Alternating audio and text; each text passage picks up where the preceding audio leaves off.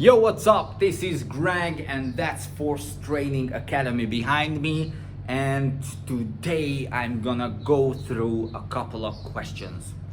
Here we go. It's random, so basically I'm just picking, going from top to bottom. I've got a little list here collated for me and just reading through it and answering them. Let's go. First one. Elliptical or treadmill is better for building leg muscles? What's an elliptical? Look, I don't know. I don't use these things. I don't think that I ever used elliptical trainer, and I don't really. Is that the one? But that's a cross trainer when you use your legs and hands at the same time. No.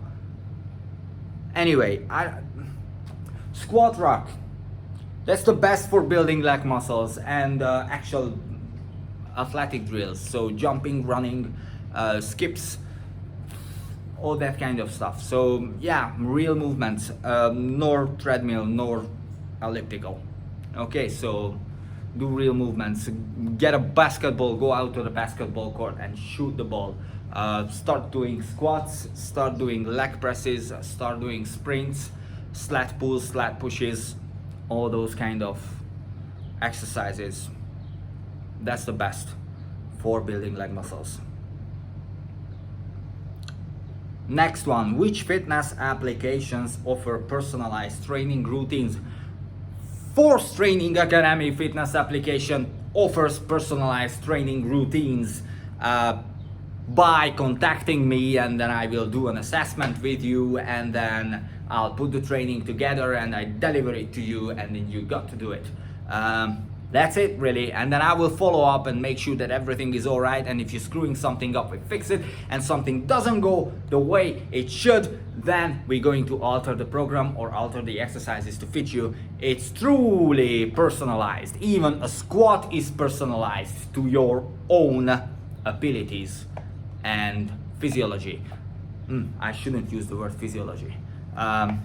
Physical abilities. Yeah. So that's it. I don't know any other apps. I did some research when I was working through this, but I wasn't when I was putting my app together. But it wasn't really a research of applications, so to say. It was more like a research of online training services. So what's on the market? What do other coaches offer? And what my clients want from me. So yeah, just head over to either FTA or write me a message here, and there you go. Yeah, just write me a message on Facebook, and then we'll hook you up on a personalized training routines over the internet. Now that the gyms have reopened, what are some exercises that a person can do to activate their muscle memory? So I'm guessing you're asking if there's anything you can do to get your skills back or to get your strength back. In both cases, the best would be just to do the actual exercise. So let's say you had a 200 kilo bench. Not a lot of people have 200 kilo benches, but let's say you had a 200 kilo bench. Then the gym got locked down, and then you got home and you came back to the gym, and now it's 80. And all you need to do, man, is just keep benching. Work your way up to 200 kilo again, and push that progression. Be brave to push it a little bit more, because you can press 200. You just kind of got lazy a little bit, and you need a little bit of time to pick it up. So there are no specific exercise per se. I would focus a lot on coordination and balance, but that's just because I tend to focus a lot on coordination and balance anyway. But generally, if you're trying to get your skills back or your power back in certain exercises, the best bet is to do those exercises and reprogress them to the point where they were before. And you will find that they progress much faster than they did on the first time, because you're already a person who can press them. There are two aspects to being strong. One of them is being a person who is strong, and the other one is the actually developing strength in your physical body. So developing strength in your physical body is really difficult if you've never been a person who was strong before, because you need to develop yourself as a person to a strong person, if that makes sense, physically and mentally. And that takes time. But if you've already been strong before, so if you had like a 200 kilo bench, you kind of having the understanding and the knowledge of how that feels, how that looks, and how did you get it. So it should not be that much of an effort to get it back. It's not gonna be easy, but it's gonna be way easier than it was on the first time. Okay, so there's no specific exercise, you just do what you did before and reprogress it, so to say. Next question. Should you try to lift heavier weights every time you go to the gym? Yes! Train harder. As Coach Greg Doucette would say, train harder. Every time you train, you gotta train a little bit harder. Yes, you should progress the weights every time you go to the gym, even if it's a little bit. You should progress the form, you should progress the range of motion, or you should progress the weight. But there is some sort of progression you gotta do if you wanna be stronger. Because if you're squatting 80 kilos perfectly, and you keep squatting 80 kilos perfectly, you're not gonna get stronger. You'll get used to the 80 kilos and that's it. So at some point you want to progress to 85, 84, or 100, or 120. At some point you want to progress that. At some point you want to bump up the weight, reduce the range of motion, work your way up to the full range of motion, bump up the weight again. Or you will bump up the weight, you reduce the reps, and you work your way up to the same reps you had before, but now with the heavier weight. So there are many ways to progress on exercise, but generally the short answer to your question is yes, you should try to lift heavier weights every time you go to the gym. Don't make it crazy, make sure that you're safe, make sure that your form is good, but yes, you should try to lift heavier. Next question. How can I get the horseshoe appearance in my tricep? Training your triceps is the solution. I have a bunch of exercises which are good for you. Some of them we do here, some of them we don't, because we don't do a lot of bodybuilding exercises, but generally the school crushers, which are not really school crushers. Let me put the pad down. So you would lay down. I do it on the floor or on the boxes because the benches didn't arrive yet, because it's lockdown. So you would lay down. You would have an easy bar or a barbell behind your head. You would just push it up here. I don't want you to bring it over the chest, because at that point you're not doing any work. So stay up over eye level. And then from there you bend, flex your elbow, and then you extend again, and you flex your elbow and you extend again. Elbow stay in the middle, flex, extend, flex, extend. If you flare your elbows, your shoulders will start working, and that's a high risk of injury, and it's downright painful. So you kind of want to get your arm here, extend, back, out, back, out. That's one of the exercises.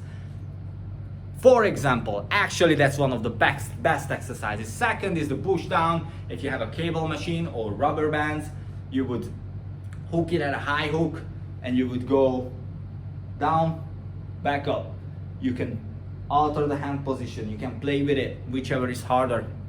Play around, more variation is better. You need to pick about 3 to 4 exercises and work with them. Don't pick 15. That doesn't make sense. You will not become proficient in any of them. But pick about 3 to 4, and so that's enough. You can to play around and to have a bit of variation in your training. Hand position, narrower, wider, palms up, palms down. You can do the school crushers, you can do the push downs. Actual close push-ups are very good, or close bench press is very good.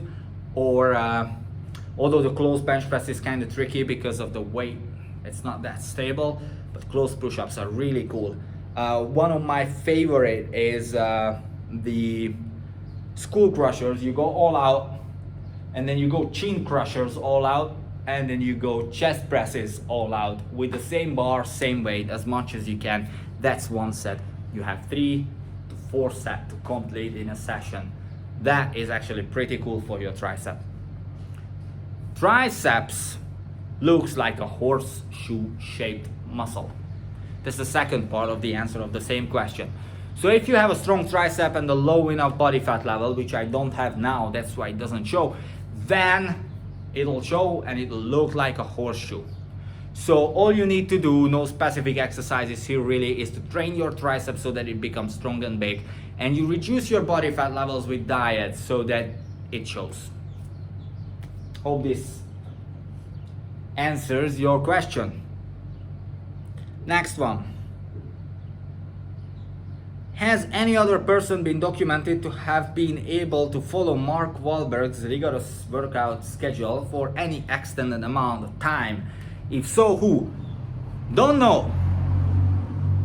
Man, I don't even know who's Mark Wahlberg. This might be disappointing for some of you out there, but I don't follow the fitness world that much because I'm busy running my own. So I have no idea, quite frankly. Now I'm gonna go and do my research about Mark Wahlberg and might be coming back with an answer to that question. Thank you very much for opening my eyes about the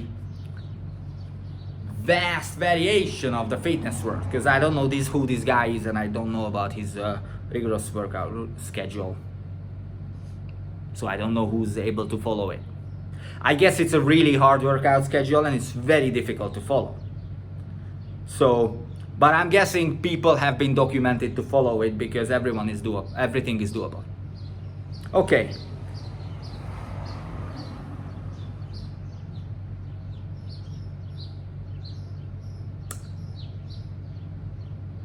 Do you have experience with both the older 5 spring-based chest exerciser and the newer 5 band-based chest exerciser? I think you're talking about the extender or expander, which is like springs and handles. I had one when I was a kid.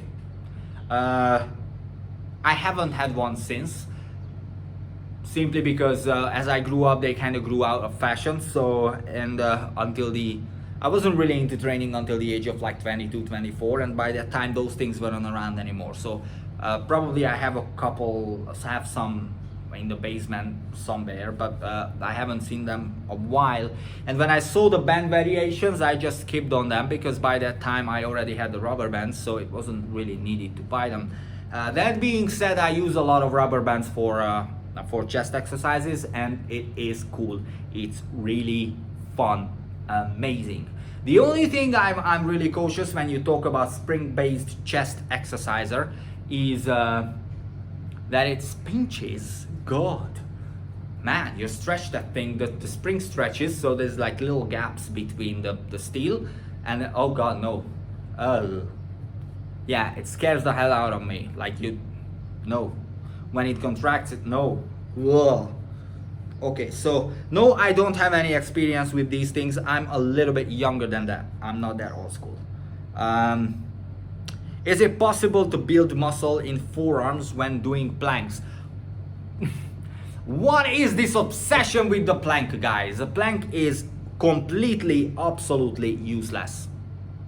Unless you're a brand new starter, or I'm doing like fitness tests and I'm using planks, but I don't use a static movement to develop dynamic strength and stability.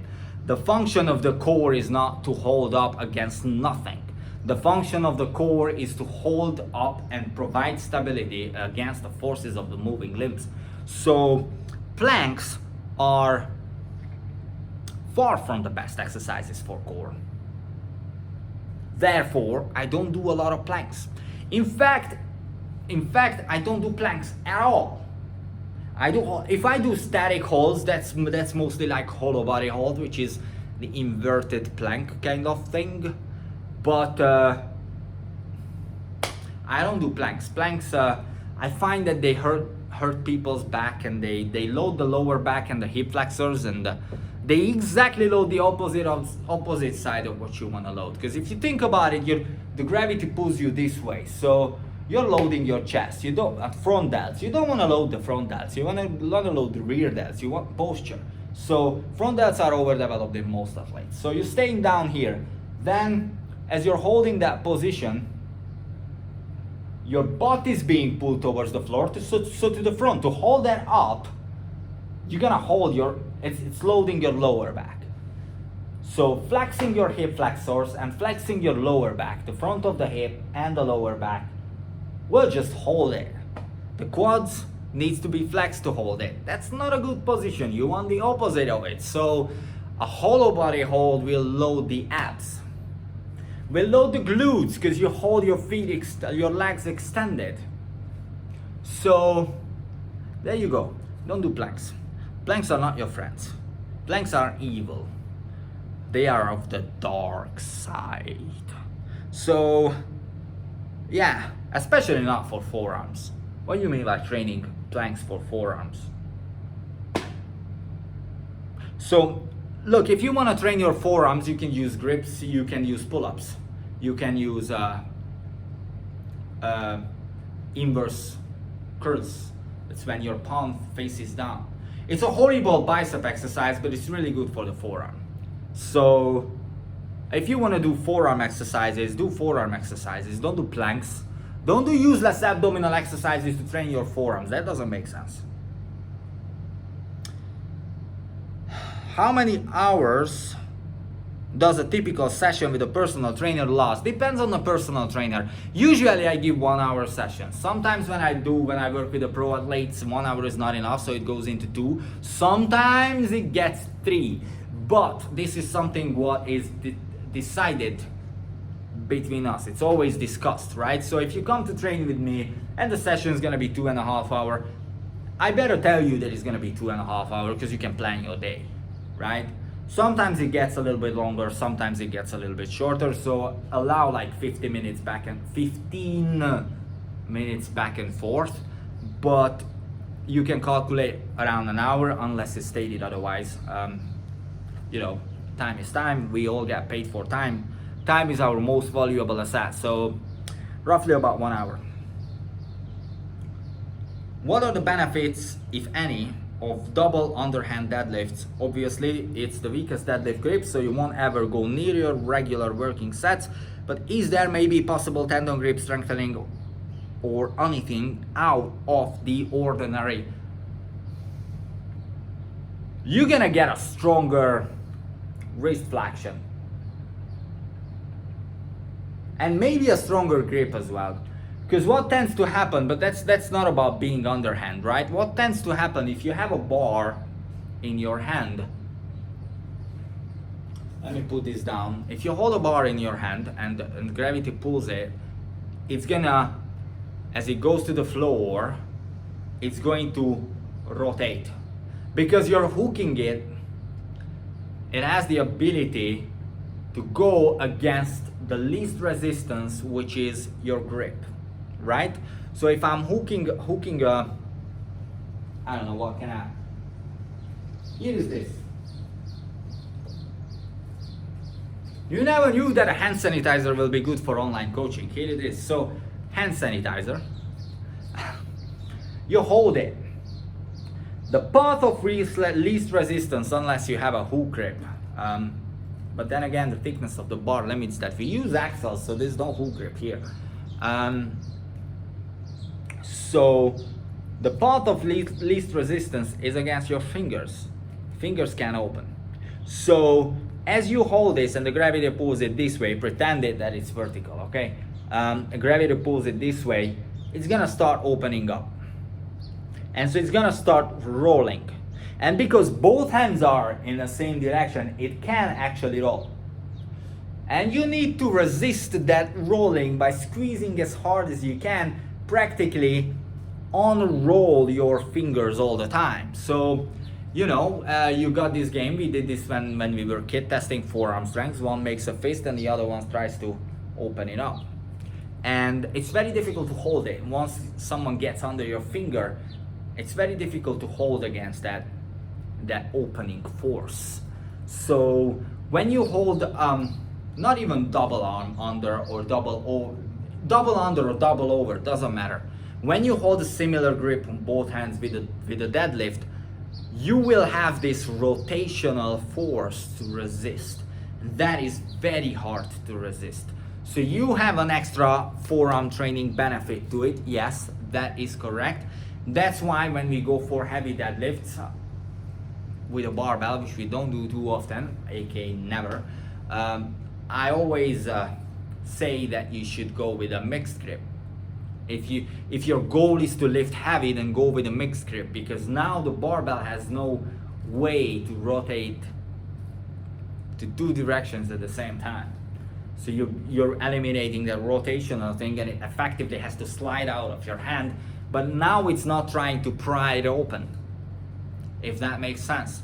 So the answer to your question, yes, definitely there is an extra factor of forearm training if you have a match grip on that's the word, match grip on a deadlift, because of this rotational force, so that now the bar is trying to pry your fingers open and you need to hold them. And yes, you say, well, your deadlift will greatly suffer because of it, but if you don't mind that, then it's amazing. Go for it.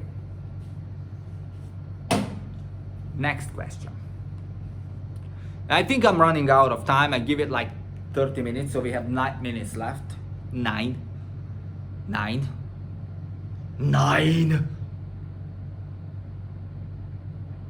What exercises have both weight training and calisthenics in them?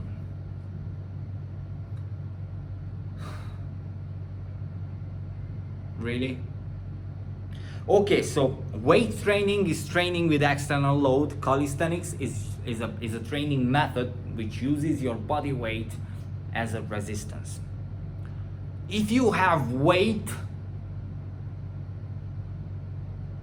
external resistance in an exercise, then you're not using your body weight as a resistance. Yes, you can nitpick it and you can say, oh no, but when you do the squat, you squat your own body weight as well. So that's a weight training and a calisthenics exercise at the same time. Yeah, no, that's a weight training exercise. Okay, so a barbell squat is a weight training exercise because you have an external resistance. So this is the rule. Look, if you have external resistance, you're not training body weight anymore. If you're training body weight, you don't have external resistance. So if you do weight training, you're not training body weight. If you do body weight, you're not training weight training because you don't have any weight, because you're training with your body weight. Hope that makes sense. Short answer to the question, no. Are incline bench and lat raise exercises enough to develop shoulders? Yes. Yes, they are. Absolutely, they are more than enough to develop shoulders. In fact, developing chest, if you want to develop chest or shoulders, not pressing movements, then flat bench, incline bench, any variations of them, more than enough. And shoulder raises, different angles and different positions, absolutely more than enough. So lat raises and incline bench, if you use these two, during a training session. You go heavy, you go intense, I don't know, 4 sets of valve or whatever you can think of, and you keep it intense. You see, it's like heavy. Then this is more than enough to develop your shoulders. Yes, good thinking. I'm trying to lose weight and I'm doing Chloe Ting's workout. Okay, that's it, done. Okay, so she is saying, I am trying to lose weight and I'm using Chloe Ting's workouts, though more on cardio. Chloe Ting's workouts are not even fucking cardio. They are not workouts, they are God! I mean, the chest exercise, this. I'm not joking. I need to put my pad down because Chloe Ting chest exercise, I'm not joking. Sitting, you sit down and you do this. 15 reps for 10 sets. Not 10, sorry. 15 reps for 3 sets. Build your chest. Build your tricep. No, Chloe Ting workouts are not good for cardio. They're not good for bodybuilding. You know what Chloe Ting workouts are good for? Views on YouTube. That's it. That's what Chloe Ting's. Oh yeah, and back pain. I have a friend of mine who did the ab workout from Chloe Ting because she wanted to lose body fat from the abs. Well, There is no spot reduction, and Chloe Ting is not a god, so she did not invent spot reduction. So you cannot reduce belly fat by doing abdominal exercises. So this gets pissed me off. This is crazy, especially these guys like Chloe Ting. Horrible. So don't do Chloe Ting workouts. Horrible. It's not a workout. It's nothing. So which workout should I avoid? This is the second part of the question. Which workout should I avoid during my period? The Chloe Ting workouts should you avoid. Not during your periods, but at all. Whatsoever. So this is the answer on the question. Repeat it again. I am trying to lose weight and I'm doing Chloe Ting workouts, though more on cardio. Which workout should I avoid during my period? Chloe Ting workouts, because they are useless. Cardio would be a running, a cycling, shooting basketball, playing any type of sport, and play during your period. Don't stop, just go and play. Fun, have fun, love your life. Done. That's cardio. If you want to weight train or build muscle, then weight train or build muscle. Okay, you don't have a gym. Don't look at Chloe Ting, look at Al Kavadlo. That guy actually knows what he's talking about. He's good. Chloe Ting is totally useless. No.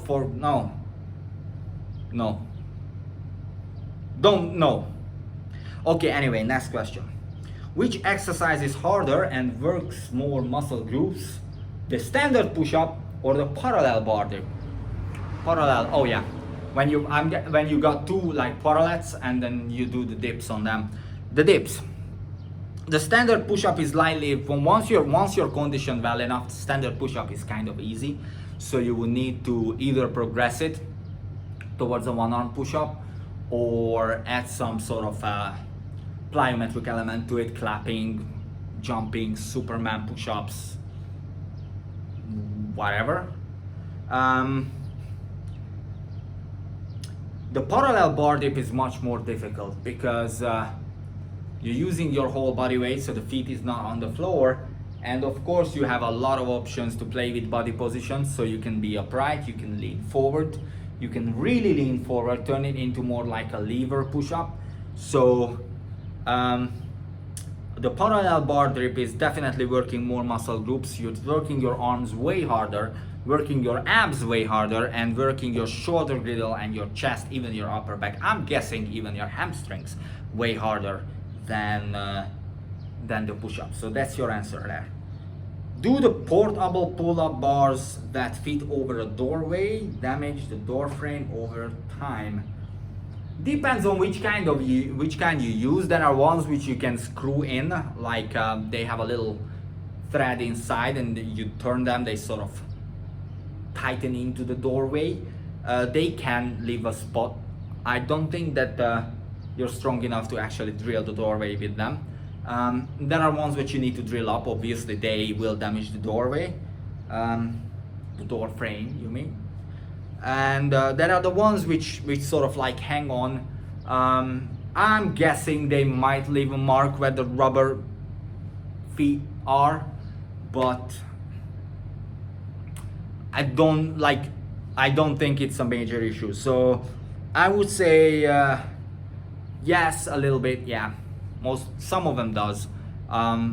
Quite frankly, when I had a door frame and I did like the combat conditioning workout at home back in Hungary, that's why my accent is coming from, by the way, Hungarian. When I did that, I got a couple of bolts over the doorway and hang down 2 ropes and tightened a piece of pipe to that. I think it was a pipe of a Hoover. I don't remember well. Maybe it was. No, I think it was a Hoover. Yeah. No, I remember that was a piece of a drum rack, a straight pipe from a drum rack. Yeah, I just hooked it up to that rope and I was doing those pull-ups on that. It's was fine enough. So I don't really know. I never used these things, but as far as I can imagine, no, they would be pretty safe to use. While I was shadow boxing, I threw a right kick, but then I heard a small crack on my knee. Is this normal? No. How is your knee feeling now? You kind of want to see if there's any pain. if there's any discomfort and stuff like this, and I would definitely go and have my form of that kick checked out, see how I'm doing it, and if the cracking, clicking persists, especially during raps. So if you I always say to my clients, if you clack or click a couple of times and then it goes away, that's okay. But if you're like cracking with every rap and the location is just uncomfortable, you're kind of worried about it, then it's probably not good. You want to get the form checked out and see if there's any injury in the joint. So yeah, small crack during the click, it's not normal, but it can be okay. Probably it's okay, but I cannot tell it from through my pad. So yeah, I would check my form out and I would feel if there's any discomfort left in the knee. Which one is the best adjustable dumbbell set? I never used adjustable dumbbell set, so I don't know. This is something you might want to check out at Linux. Jeff Cavalier, he actually has at Linux adjustable dumbbell sets. I just saw it in his videos. Should they good enough? I mean, as long as it's heavy. The dumbbells we use, I bought them secondhand from a gym who threw them out. So, I mean, it's heavy, isn't it? As long as it's heavy, it's okay to use. So, I'm not the best person to ask about the best gear, because I use the gear what works. I don't care about having the best. When doing dumbbell overhead tricep extensions, should my feet be on the floor or the seat's footrest? Right, first, stand up. If you have a choice to do an exercise seated or standing, and you don't have any injuries what prevent you from being stand up, then stand up. And that sort of answers the question, because then your feet has to be on the floor. That's the question. I would add to this that the dumbbell overhead tricep extensions are not the best exercises for tricep, because they put the shoulder in a very vulnerable position, and on top of it, on the full contracted position, there is no load of the tricep at all, because effectively you're just holding the weight against gravity on a vertical pole. So there is no tension on the tricep musculature to hold that elbow extension. So it becomes a shoulder exercise, and it becomes a very tricky and dangerous shoulder exercise. So it's not the wisest thing to do. I would go with school crushers on a dumbbell if you definitely want to do dumbbells, and I would never bring that into a vertical position. I would always keep it in an angle against gravity, because that way I could load my tricep throughout the range of motion and get a contraction under tension. Hope that makes sense. That's your answer. What happens if I lift weights and water fast at the same time? Help me, guys. Water fast is when you don't drink water, or when you just didn't drink only. I think it's when you drink only water. I do fast once a year when I'm coming back from Christmas, because that's like 4 weeks of drinking and eating in Germany, and then after that I do 3 days off from eating, and I just drink like soups and stuff like this. So just, you know, just to have like a little rest. But what happens if you lift weights and water fast at the same time? Well, it depends on how you feel. Are you having tension in the head? Are you having headaches?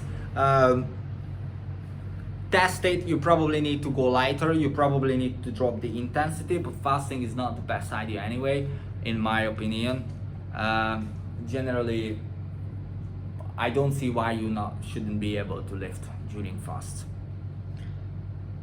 How do you know if your workout routine is effective? You grow, you get stronger, you grow, you get faster, you jump higher, you sprint faster, you feel more comfortable, you have increased range of motion. You couldn't lift up your knee until your hip, now you can lift it up until your chest. You couldn't do a couch stretch, now you can do a couch stretch quite easy.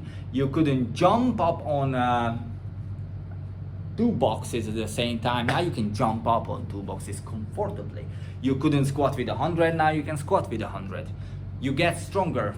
Your numbers are growing. This is how you know if your workout program is effective. If you are not growing, then your routine sucks and you need to change it. If you need help with your routine, I'm here. You can just message me and I will help with your routine. Okay, next one. We're 35-minute mark. I will go 5 minutes more and then I will call it a day. What would happen if all someone did was pull-ups, deadlifts, rows, farmer rows, shrugs and other back exercise only? Would they have the best posture in the world? Depends on if they have any chronic conditions. So if they are like, if they have a hump and that doesn't, you know, they can't help it. If they have a severe case of scoliosis and they can't help it. If they would need, let's say, some sort of chiropractic adjustment, but they are not able to get it.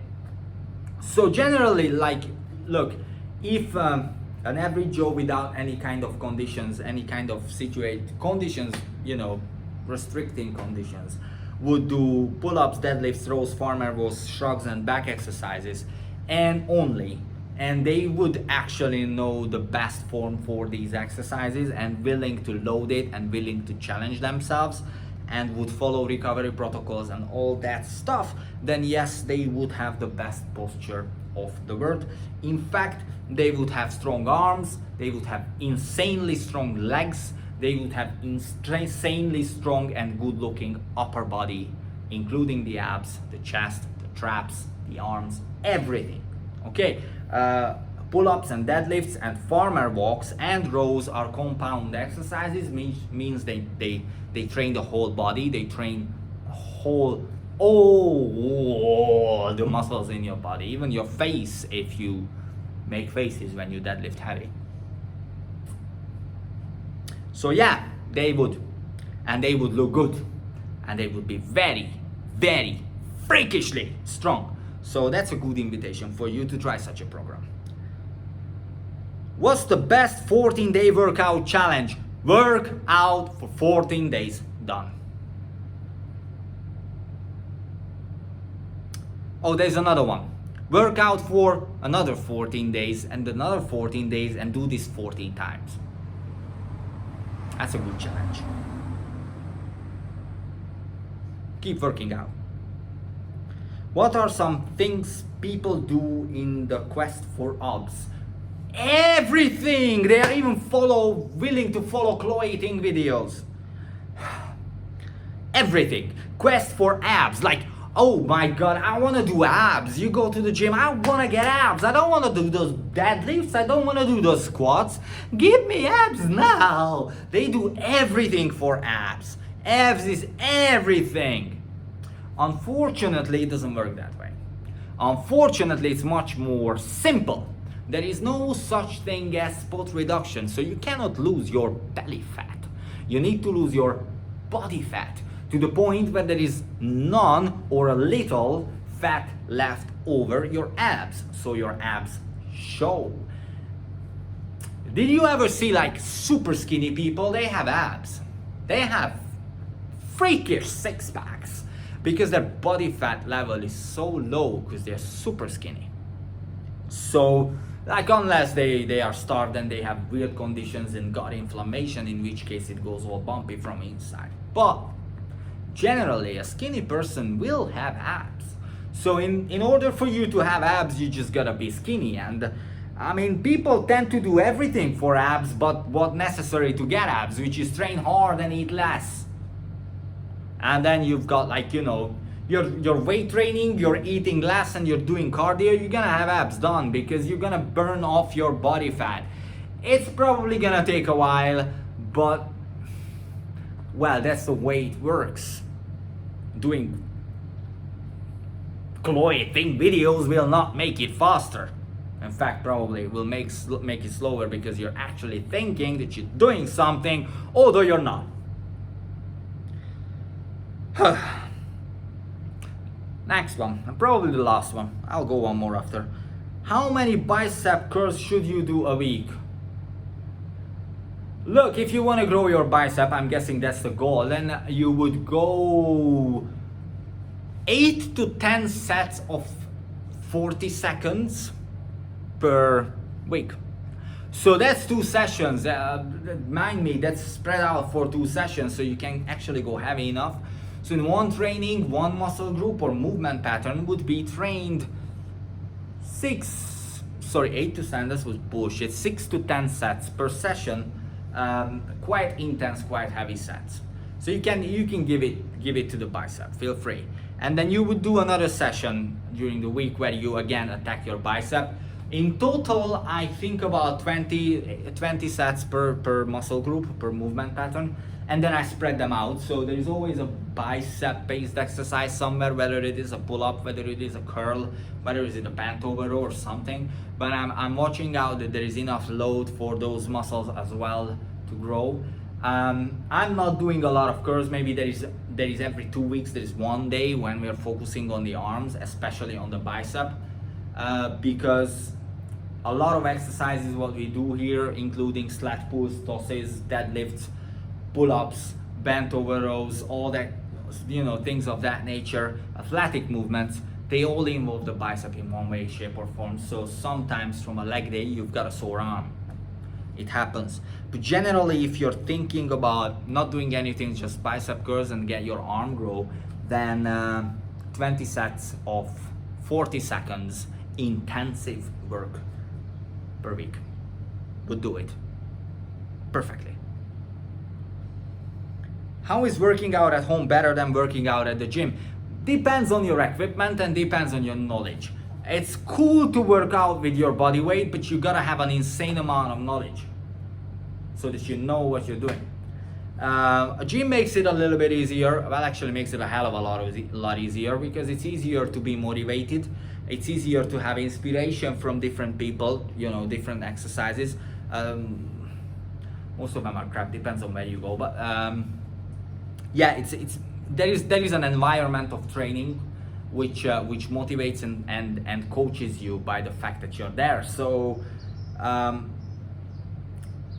that's the positive thing about it. The negative thing about it that we have 2 squat racks here, so I need to rotate people if you have a group. Groups are no bigger than 6 people over here, but still, 3 people per bar is just about enough. More would be too much, less is like the bar is resting. So you need to wait for your equipment sometimes if you're working out in the gym.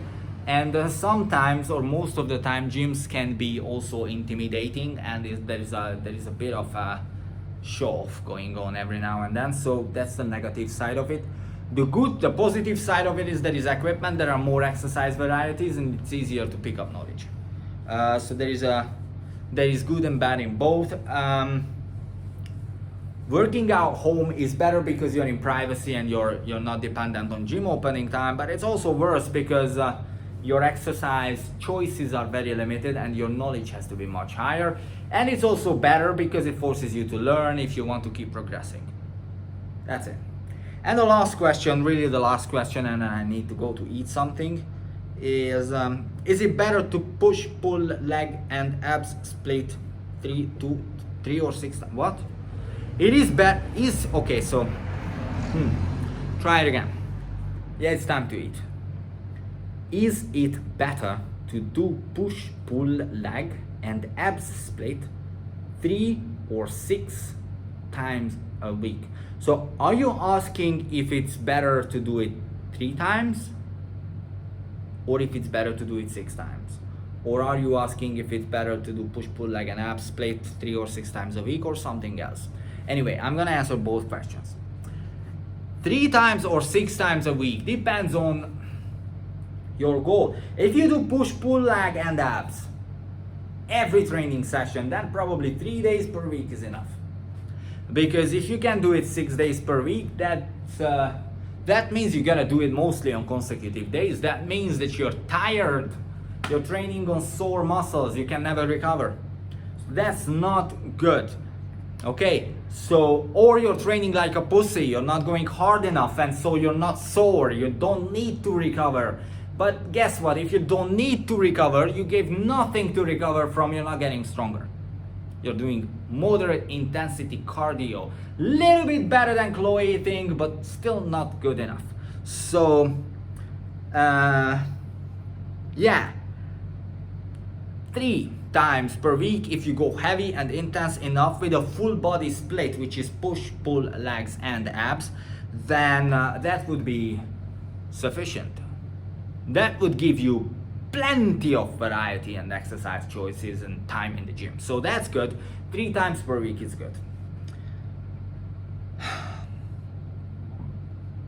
And the last one from the same guy: what is the maximum number of workout trainings a week should people can regenerate? Look, I don't know your position about training, where you're coming from. Are you a newbie or are you an old athlete? So that I can, okay, so if you're a newbie, then these questions are very good questions, because that means that you're trying to push it hard. My advice to you would be to scale back a little bit and focus on form and focus on progressive overload. That is, start out gentle and work your way up so that you can train harder than last time every time. Thank you, Coach Greg. If you're an old athlete and you've done a lot, like some of my guys, I finished just with Michael right now. He's like a quadruple Ironman guy kind of thing, you know. He's like taking the weight vest to run to run 16,000 kilometers, swim across the Mediterranean, and then cycle the Tour de France, and then you just go target shooting, and he's a target, and then he runs back to Malta, and he takes the dogs for a walk. That guy can train 16 times a week if he wants to, and he'll still be fine. In fact, that's what he's doing. So if you're an indestructible, like, long distance athlete and you've been doing this for most of your life, then yes, you can train like a madman and you'll still be fine, as long as your programming is smart. Like, if you go deadlift every day maxing out, then you're gonna snap. But there are different aspects to training, and you can kind of spread them out 6 days a week, so you can do this. And also, there is one thing what people tend to overlook when they ask questions like this, like what's the maximal number of workout trainings a week which people can regenerate from. There are recovery training sessions as well. There are training sessions for you to recover from soreness and to aid recovery from workouts. So that gives you with a total 14 training sessions per week. 1 weight, 1 recovery. You can do more. You can do more than 14. You can do 21. You can do 1 conditioning. You can do or cardio, conditioning and cardio, conditioning, cardio, conditioning, cardio, conditioning, cardio. You would just go 1 day conditioning, 1 day cardio, conditioning, cardio, right? And I'm just pulling something out of my head. And you would do 1 strength training session every other day, and then every other day you would do a recovery session for the strength training and the conditioning, and then you're done. Or you can, look, if you're smart enough, you can do 3 sessions per day forever and make sure that you still recover. A session can mean anything. It can be technical work, it can be Pilates, it can be muscle rolling, it can be yoga, anything. So yeah, it's like really, feel free.